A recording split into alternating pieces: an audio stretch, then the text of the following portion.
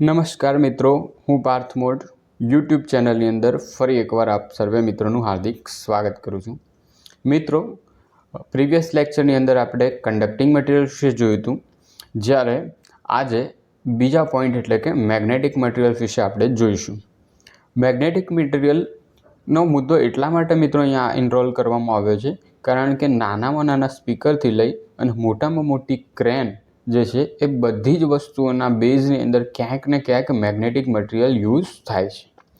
તો આપણે ફોકસ કરીએ એક્ઝામ તરફ. તો એક્ઝામ માટે સૌથી અગત્યનો જે પોઈન્ટ છે કે કેટલા પ્રકારના મેગ્નેટિક મટીરિયલ્સ હોય છે અને કયા કયા મેગ્નેટિક મટીરિયલ્સ હોય છે. તો મિત્રો, મેઇન 3 પ્રકારના મેગ્નેટિક મટીરિયલ્સ આપણને જોવા મળે છે: ડાયામેગ્નેટિક, પેરામેગ્નેટિક મટીરિયલ્સ અને ફેરોમેગ્નેટિક મટીરિયલ્સ.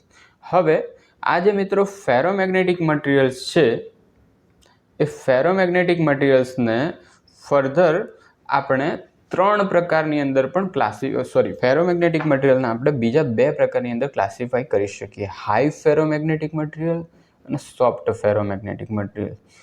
આજે મિત્રો આપણે પહેલાં બેઝિક 3 મેગ્નેટિક મટીરિયલ્સ વિશે વાત કરીએ છીએ. તો પહેલું છે ડાયામેગ્નેટિક મટીરિયલ્સ. એક સિમ્પલ લેંગ્વેજમાં સમજાવું તો ડાયામેગ્નેટિક એટલે કે એવું મટીરિયલ જેમાં આપણને કોઈ મેગ્નેટિક મોમેન્ટ નહીં જોવા મળે, કે જેનું મેગ્નેટાઇઝેશન નહીં થાય, જે ચુંબકત્વ નહીં ધારણ કરે.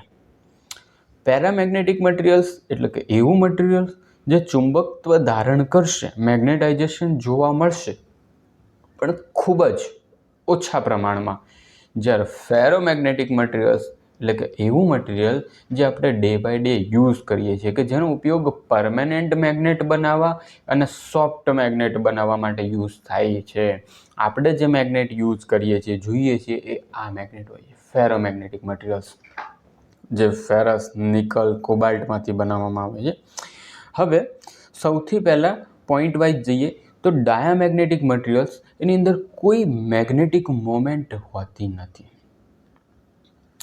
મેગ્નેટિક મોમેન્ટ નથી હોતી એટલે એની અંદર કોઈ સ્પિન એલાઇનમેન્ટ જ નથી જોવા મળતી. એની અંદર જે નેચર છે એ મિત્રો રિપલ્શન ટાઈપનું હોય છે. રિપલ્શન મતલબ કે અપાકર્ષણ જોવા મળશે જ્યારે પણ કોઈ મિત્રો સમજીએ, વિથ પોઈન્ટ તમને સમજાવું છું કે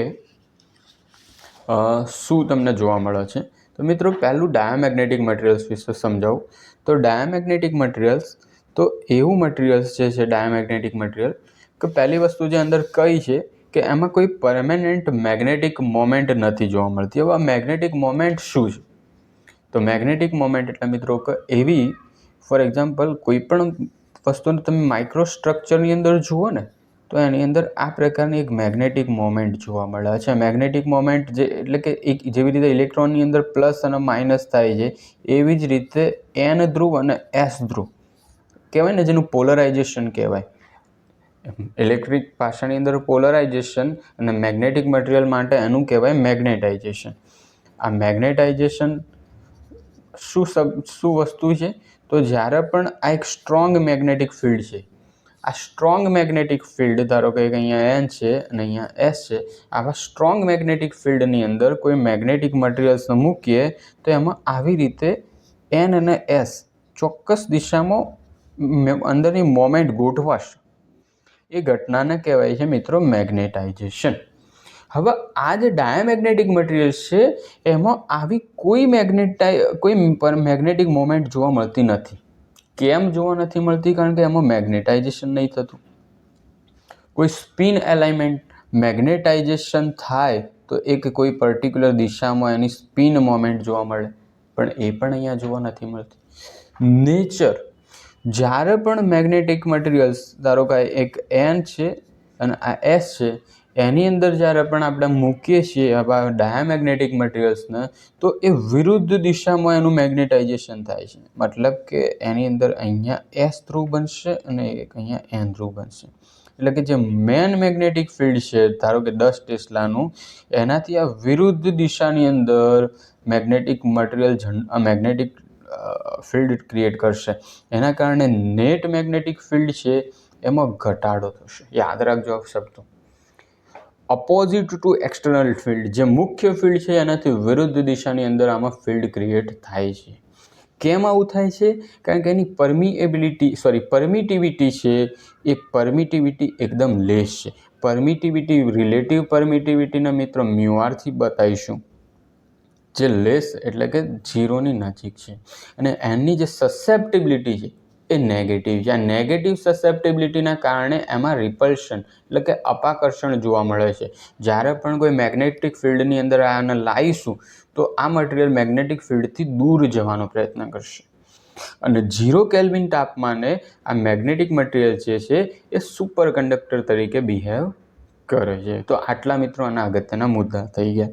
ફરીથી એકવાર રિપીટ કરીએ તો ડાયામેગ્નેટિક મટીરિયલમાં કોઈ મેગ્નેટિક મોમેન્ટ જોવા મળતી નથી.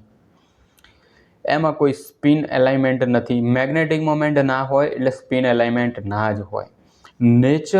નેચર મતલબ એ કયા પ્રકારનું બિહેવ કરશે?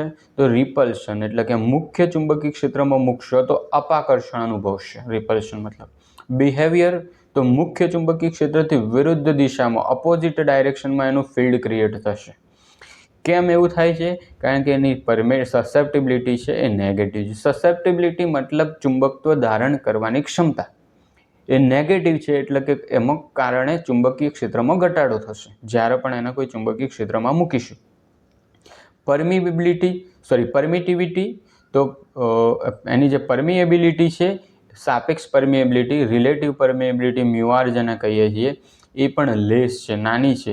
અને એનું જે મેઇન પોઈન્ટ છે કે 0 કેલ્વિન તાપમાને સુપર કન્ડક્ટિંગ મટીરિયલ્સ તરીકે એક્ટ કરે છે. નેક્સ્ટ પોઈન્ટ છે મિત્રો પેરામેગ્નેટિક મટીરિયલ્સ.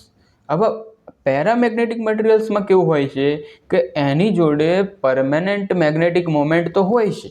મતલબ કે ફોર એક્ઝામ્પલ આપણે જોઈએ તો આ એક પેરામેગ્નેટિક મટીરિયલ છે. તો આ પેરામેગ્નેટિક મટીરિયલનો વિશે સમજાવું તો આની અંદર એક મેગ્નેટિક મોમેન્ટ તો જોવા મળશે, પણ એ મેગ્નેટિક મોમેન્ટ મિત્રો અસ્તવ્યસ્ત ડાયરેક્શનની અંદર હશે.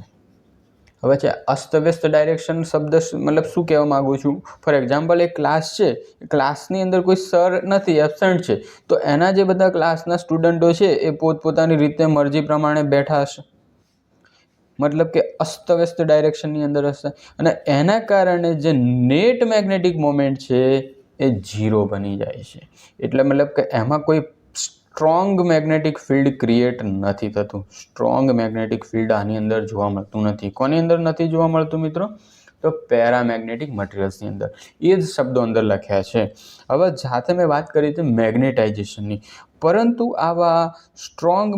આવા જે પેરામેગ્નેટિક મટીરિયલ્સ છે એના આપણે હવે જ્યારે સ્ટ્રોંગ મેગ્નેટિક ફિલ્ડમાં મૂકીએ તો આ જે અસ્તવ્યસ્ત મોમેન્ટવાળા જે બધા મોમેન્ટ જે ડાયપોલો હતી એક ચોક્કસ દિશામાં એલાઇન થઈ જાય છે. અને એ ઘટનાને આપણે કહીએ છીએ મેગ્નેટાઇઝેશન. 100% મેગ્નેટાઇઝેશન.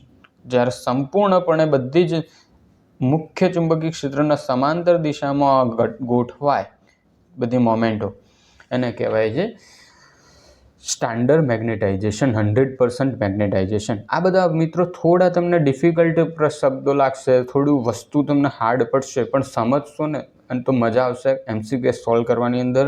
અને MCQS ક્યાંથી શું પૂછ્યું છે ને એ પણ સમજ પડશે. તો હવે આપણા પોઈન્ટો તરફ જઈએ છીએ. પેરામેગ્નેટિક મટીરિયલની અંદર મેં કીધું કે એક મેગ્નેટિક મોમેન્ટ તો હોય છે, પણ એ રેન્ડમ એલાઇનમેન્ટ મતલબ કે અસ્તવ્યસ્ત દિશામાં હોય છે, કોઈ પ્રોપર દિશામાં હોતી નથી. આની અંદર એટ્રેક્શન જોવા મળશે. એટ્રેક્શન મતલબ કે આવી રીતે મુખ્ય ચુંબકીય ક્ષેત્રમાં એને મૂકીશું, જ્યારે પણ એને મુખ્ય ચુંબકીય ક્ષેત્રમાં મૂકીશું તો એમાં એક ચુંબકીય આકર્ષણ બળ અનુભવશે, પરંતુ સૂક્ષ્મ ચુંબકીય આકર્ષણ બળ જે આપણને ફીલ ના થાય એવું. કેટલું ચુંબકીય આકર્ષણ બળ હોય છે? તો 10⁻5 ટેસ્લા જેટલું. આ એક ડેટા છે, યાદ રાખવાની જરૂર નથી, ખાલી સમજણ માટે આપું છું. તો એકદમ માઇનોર મેગ્નેટિક ફિલ્ડ એની અંદર આપણને જોવા મળે છે.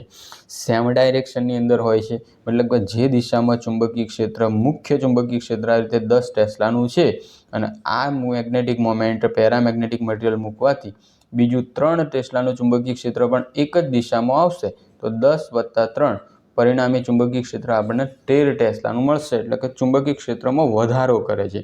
કેમ વધારો કરે છે? કારણ કે એની સસેપ્ટેબિલિટી છે એ પોઝિટિવ છે મિત્રો. ત્રીજો પોઈન્ટ, એની પરમિએબિલિટી છે એ હાઈ છે. આ પરમિએબિલિટી શબ્દ હું વારંવાર વાપરું છું. આ પરમિએબિલિટી શબ્દ શું છે? તો કોઈ પણ મટીરિયલની ચુંબક એમાંથી કેટલી મેગ્નેટિક લાઇન્સ પસાર થશે. મેગ્નેટિક લાઇન્સ તો મિત્રો ખબર હશે.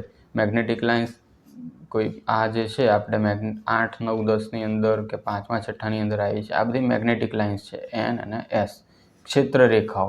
તો આ કેટલી મેગ્નેટિક લાઇન્સ પસાર થવા દેશે? એની રિલેટિવ પરમિએબિલિટી ઉપર આધારિત હોય છે. તો જે પેરામેગ્નેટિક મટીરિયલ્સની અંદર હાઈ હોય છે. સસેપ્ટેબિલિટી પોઝિટિવ છે, એના કારણે મુખ્ય ચુંબકીય ક્ષેત્રમાં આપણે કીધું વધારો થાય છે અને એટ્રેક્શન જોવા મળે છે. હવે આ જે પેરામેગ્નેટિક મટીરિયલ છે એ જ્યારે એનું ટેમ્પરેચર ક્યુરી ટેમ્પરેચરથી ઘટાડીએ તો એ ડાયામેગ્નેટિક મટીરિયલ્સ બની જશે. એના ઉપરથી એક ઇફેક્ટ આવે છે મિત્રો, મેઝનર ઇફેક્ટ. અચ્છા, આ મેઝનર ઇફેક્ટ કોને કહીશું? તો આ ફોર એક્ઝામ્પલ એક મટીરિયલ મૂક્યું છે, પેરામેગ્નેટિક મટીરિયલ. હવે આ પેરામેગ્નેટિક મટીરિયલ્સમાં આ સામાન્ય તાપમાને આવી રીતે ક્ષેત્ર રેખાઓ પસાર થાય છે. પરંતુ આ જ પેરામેગ્નેટિક મટીરિયલનું ટેમ્પરેચર હું ઘટાડીશ. જો ટેમ્પરેચર ઘટાડવાના કારણે એની જે ક્ષેત્ર રેખાઓ છે આ આવી રીતે રેપ્લિકેટ થશે. એમાંથી કોઈ ક્ષેત્ર રેખાઓ પસાર નહીં થાય. એનું જે મેગ્નેટિક ફિલ્ડ છે એમાંથી કોઈ ક્ષેત્ર રેખાઓ પસાર નહીં થાય. અને આ જે ઘટના છે એ ઘટનાને કહેવાય છે મેઝનર ઇફેક્ટ.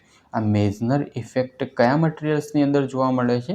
તો મિત્રો પેરામેગ્નેટિક મટીરિયલ્સની અંદર જોવા મળે છે. અને જ્યારે એનું ટેમ્પરેચર ક્યુરી ટેમ્પરેચરથી ઘટાડીએ છીએ તો એ ડાયામેગ્નેટિક મટીરિયલ તરીકે એક્ટ કરશે. થર્ડ ઇમ્પોર્ટન્ટ પોઈન્ટ જે છે એ છે મિત્રો ફેરોમેગ્નેટિક મટીરિયલ. તો ફેરોમેગ્નેટિક મટીરિયલ કે જેની અંદર હાઈ પરમેનન્ટ મેગ્નેટિક મોમેન્ટ છે. હવે હાઈ પરમેનન્ટ મેગ્નેટિક મોમેન્ટ શું કહેવા માંગે છે? તો આ એવું મટીરિયલ છે કે જેની અંદર તમને આવી રીતે બધા જ ચોક્કસ ચુંબકીય ક્ષેત્ર રેખાઓ એક જ દિશામાં એલાઇન જોવા મળશે શરૂઆતથી જ. અને એના કારણે એકદમ સ્ટ્રોંગ ફિલ્ડ અંદર ચુંબકીય ક્ષેત્ર એકદમ પ્રબળ આની અંદર જોવા મળશે. શેની અંદર ચુંબકીય ક્ષેત્ર પ્રબળ જોવા મળશે? તો ફેરામેગ્નેટિક મટીરિયલ્સની અંદર. મેં કીધું એની અંદર પેરેલલ અને એકદમ ચોક્કસ દિશામાં ચુંબકીય ક્ષેત્ર હોય છે. હેવી એટ્રેક્શન, ચુંબકીય ક્ષેત્ર એકદમ પ્રબળ હોય છે. સેમ ડાયરેક્શનની અંદર ચુંબકીય ક્ષેત્ર હોય છે. એની પરમિબિલિટી ખૂબ જ વધારે હોય છે. એની સસેપ્ટેબિલિટી પણ વધારે હોય છે. આવા ફેરોમેગ્નેટિક મટીરિયલને જ્યારે ક્યુરી ટેમ્પરેચરથી વધુ ટેમ્પરેચરે ગરમ કરીએ છીએ તો એ પેરામેગ્નેટિક મટીરિયલ તરીકે વર્તે છે. આ પોઈન્ટ શું કહેવા માંગે છે મિત્રો? ઘણીવાર આપણે સ્ટડી કર્યું છે 8, 9, 10ની અંદર. જો તમે થોડું પણ રિમાઇન્ડ કરતા હોય તો એક શબ્દ આવતો હતો, કારણ આપો કે ચુંબકને ગરમ કરવાથી એનું ચુંબકત્વ નાશ પામે છે. આ નાશ નથી પામતું. શું થાય છે કે આપણી જોડે જે મટીરિયલ હોય છે આ ફેરોમેગ્નેટિક મટીરિયલ હોય છે. હવે એના ટેમ્પરેચરને ગરમ કરીએ અને એનું ક્યુરી ટેમ્પરેચર કરતો પણ વધુ જ્યારે પણ ગરમ થાય તો એ મટીરિયલ મિત્રો પેરામેગ્નેટિક મટીરિયલ્સની અંદર ફેરવાઈ જાય. અને આ પેરામેગ્નેટિક મટીરિયલનું ચુંબકત્વ પ્રબળ નથી હોતું. ચુંબકત્વ તો હોય છે પણ બિલકુલ નિર્બળ હોય છે, જે આપણે ફીલ નથી કરી શકતા. એટલે આપણે એવો શબ્દ વાપરીએ છીએ કે જ્યારે પણ પદાર્થ લાંબા સમયગાળા સુધી એને ગરમ કરવામાં આવે, એના ઊંચા તાપમાને રાખવામાં આવે તો એનું ચુંબકત્વ નાશ પામે છે. એકચ્યુઅલી નાશ નથી પામતું.